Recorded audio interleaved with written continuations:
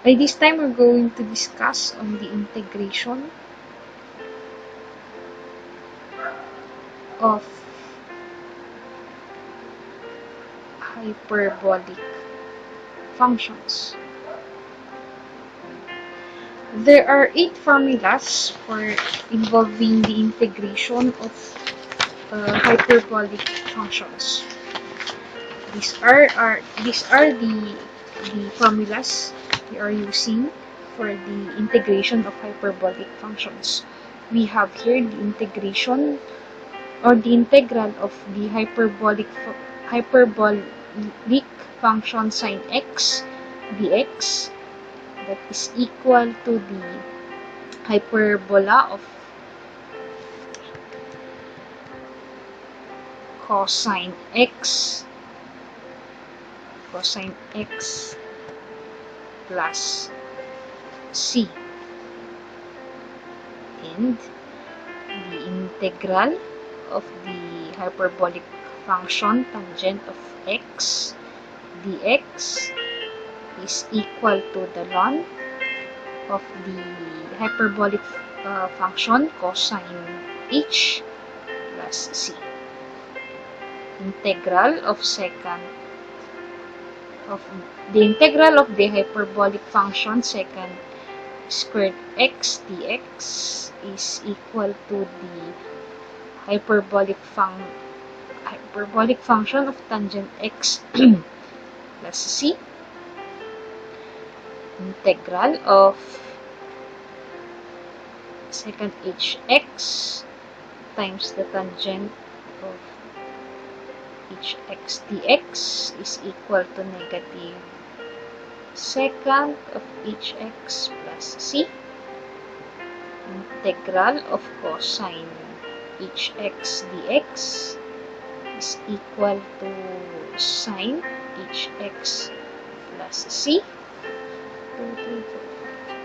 The integral of cosecant hx cotangent hx dx is equal to negative cosecant hx plus c.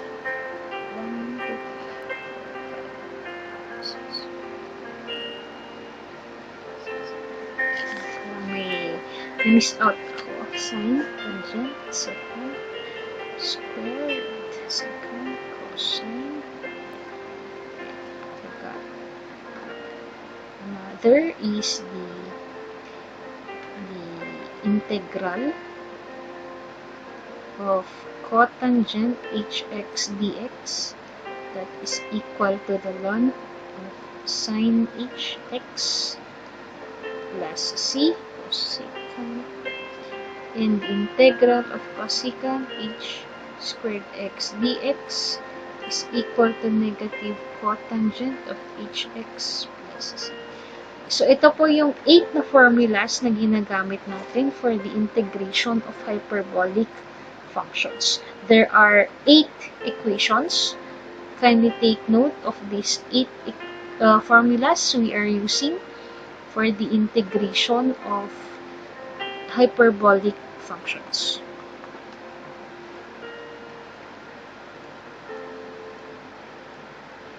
Kindly take down these 8 formulas we are using. So let's have an example applying these formulas for the integration of hyperbolic functions. Let's have example number 1. The integral of sine each 1/2 of x dx. So, balikan natin ulit. Dito sa 8 formulas na to, our variable is simply x. But in this example, may kasamang constant si x. So, again, let's use your u substitution. Let our u be equal to 1/2 of x. So, our du now becomes 1/2 of dx. Tama? Therefore, my dx is equal to du over 1/2, or that is simply equal to du. Kinuha ko lang yung reciprocal ng 1/2. So, isa-substitute ko na siya ngayon dito. That is the integral of the hyperbolic function of sine. Again, that 1/2 x is ru. And dx in terms of u is 2 du. Since 2 here is a constant, pwede kong i-rearrange yung aking integration as integral of 2 the hyperbolic function of sine u du. Since constant si u, pwede ko siyang ilabas maging 2 integral of sine h u du. Ano ulit ang integral ng sine? Going back to our this first, the integral of this hyperbolic function is cosine hx plus c.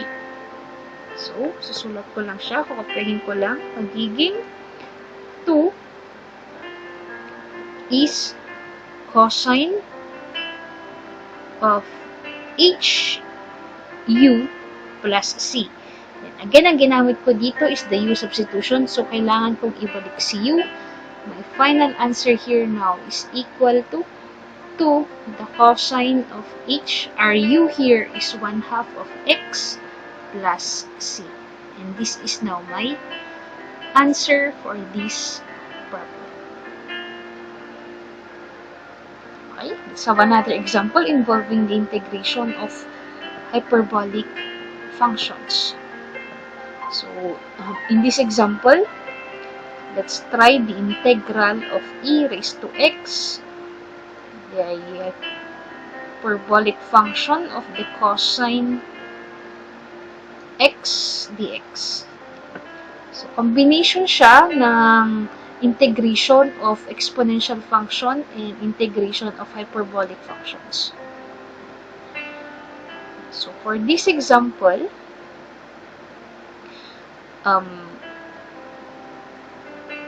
we can actually use one of the hyperbolic identities. Isa po sa mga hyperbolic identities na ginagamit natin, I just want to show you. So, isa yung mga kung meron tayong trigonometric identities, meron din tayong hyperbolic identities. And ito po yung ginagamit nating identity. Ito yung ginagamit natin. So, kung gusto kong kunin yung identity ng cosine of hx, kung mapapansin po ninyo, ito siya. In terms of e. So, gagamitin ko ngayon yan. Magiging, ang aking integration ngayon is the integral of e raised to x.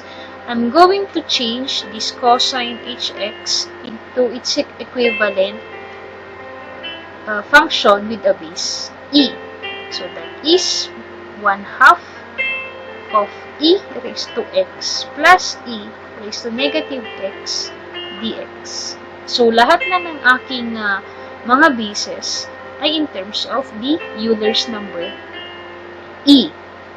Right? I can simply use my distribution property. Paano yun? Ipag-combine na ko lang, lagi dyan ay agpaparity basis ko.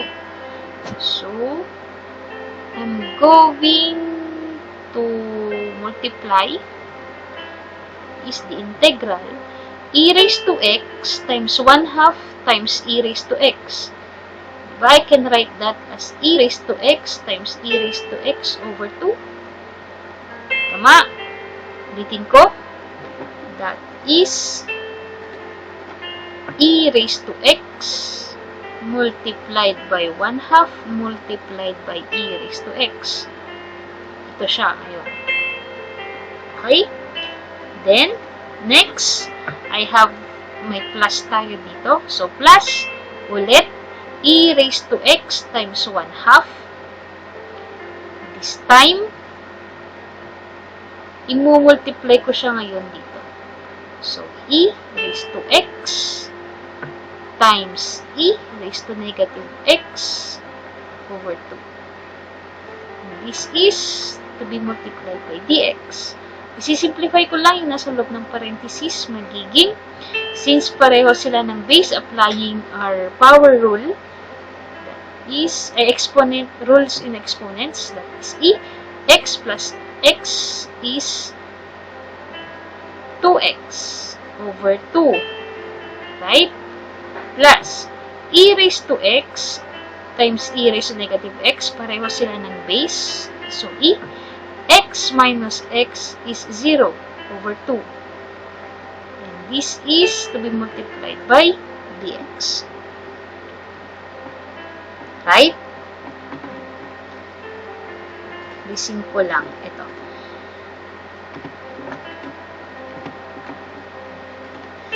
Then, I'm going to continue it here. That is equal now to, I can apply rule number 3, the associative property, which is the integral of e raised to 2x over 2 dx plus the integral of e raised to 0 over 2 dx. Ilalabas ko yung constant ko na 1/2. That is integral of e raised to 2x dx plus 1/2 of the integral e raised to 0 dx. 1/2. Sabi natin kanina, the integral of e raised to 2x, just copy e raised to 2x and take the reciprocal of the constant na katabi ng x times 1/2. Do not forget, that is times, plus 1/2. Any number raised to 0 is equal to 1. Right? Ulitin ko. Any number raised to 0 is equal to 1.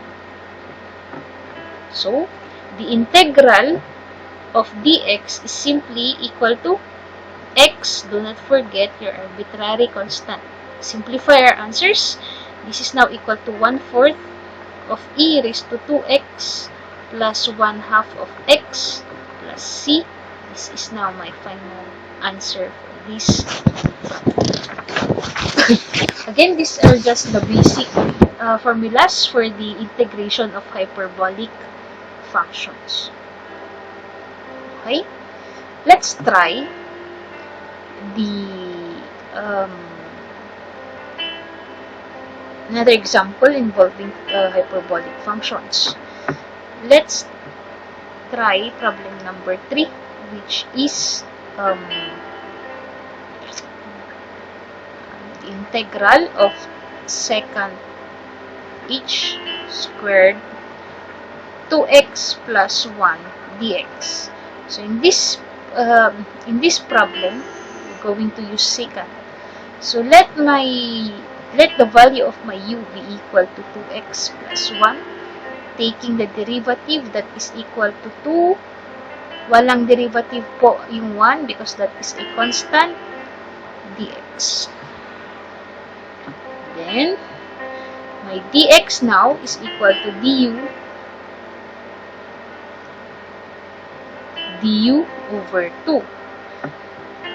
Isasubstitute ko siya ngayon dito. Magiging integral of secant h squared 2x plus 1 is u. My dx is equal to du over 2. Ilalabas ko ngayon yung 1/2.